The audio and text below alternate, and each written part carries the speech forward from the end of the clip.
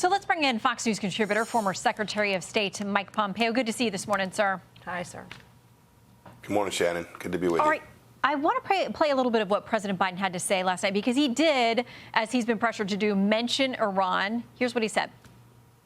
Iran is supporting Russia in Ukraine, and it's supporting Hamas and other terrorist groups in the region, and will continue to hold them accountable, I might add. So your reaction to that? First of all, he admits they are bad actors. We know what they're funding and fueling there, but says that he will continue to hold them accountable, where a lot of people are skeptical that that's actually been the case. Well, Shannon, his remarks struck the right tone. That is to say that this matters to America is deeply right. What's happening in Europe, a ground war, what's happening in the Middle East, atrocities against the Jewish people there, an effort to wipe them off the very state that is rightfully theirs. That tone part he got right. But sitting behind the resolute desk, you have to be resolute. And he was none of that. He mentioned Iran, you're right, credit for that, but he has done nothing to hold the Iranian regime accountable. Literally nothing. Indeed, Shannon, he's done just the reverse of that. Iran now has $70 billion. When he took office, they had about $6 billion. It's that money, it's that license, it's that green light that this administration gave to the Iranian regime, to the Islamic Republic of Iran, that puts us in the place that we are. And you know, Shannon, the other thing I didn't hear is we had 30 Americans killed. He roughly passed on that. We have hostages, American hostages held. Indeed, more hostages being held by Iran today of Americans than we had when he gave them $6 billion in ransom just a couple weeks back. Passivity, weakness, your friends don't trust it, your adversaries don't fear it, and we're now in two wars that started in the last 2.5 years. And so when President Biden speaks to the nation about what he's going to do, I think it strikes hollow. I hope that he gets this right. I hope he puts America back on its front foot. And if we do that, we can deter Iran from continuing this aggression against Israel. We can deter Vladimir Putin, but it's going to demand real leadership from the White House. Mr. Secretary, this is Jillian. President Biden last night in his remarks also reflected on the sort of environment here in the United States following on 9/11. Take a listen to this. I want to get your reaction. When I was in Israel yesterday, I said that when America experienced the hell of 9/11, we felt enraged as well. While we sought and got justice, we made mistakes. So I cautioned the government of Israel not to be blinded by rage. Mr. Secretary, is Israel the side in this war that needs to be cautioned against rage? Jillian, that line was unbelievable. Frankly, just so you know, I'm still pissed off about 9/11. I'm still angry about what happened to America that day. I've not forgotten that. I've not forgotten what happened a couple years ago when we lost 13 Americans in Afghanistan due to the very same understanding of evil that I think the Biden administration lacks. They don't get that there are bad actors in the world. And when you have a friend in Israel, this is exactly your point. When you have a friend in Israel, we ought not be cautioning them. They're going to be in a long battle not just in Gaza, a long battle all across their country. They're going to be in a battle to save their nation from what the Palestinians want. They want to march to the sea. They want to march to the river from the sea and wipe them out.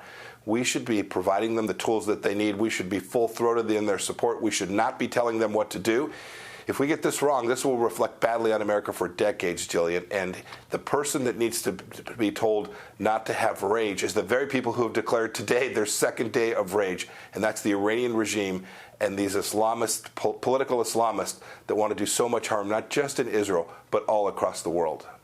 Well, Mr. Secretary, let me ask you, obviously there are great concerns about humanitarian aid getting to people who actually need it.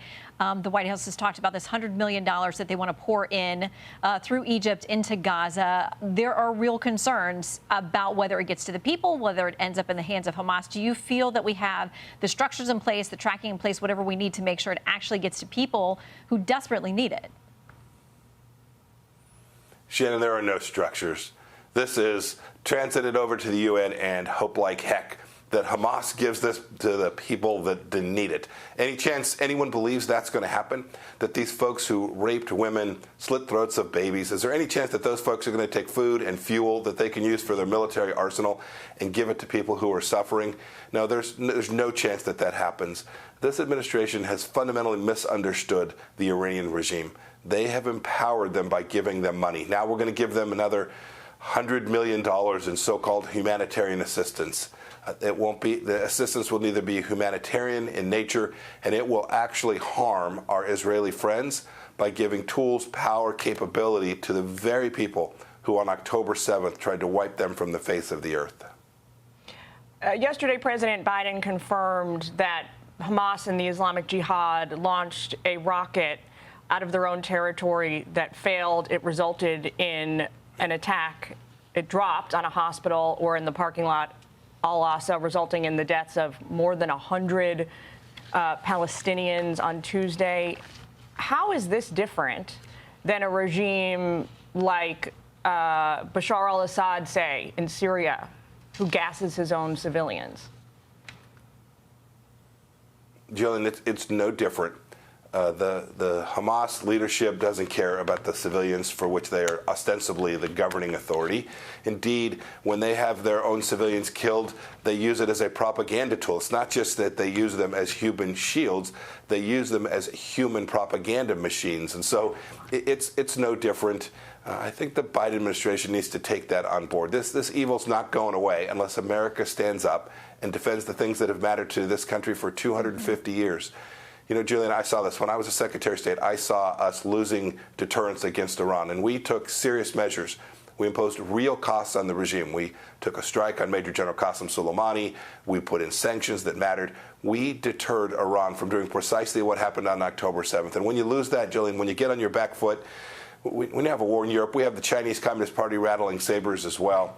There is conflict at embassies all across the world. President Biden has the capacity, and America has the capacity, to prevent further escalation and saving American lives. Mr. Secretary, we've got to leave it there. Thank you for taking time with us this morning. Jillian, Shannon, thank you both. Bless you.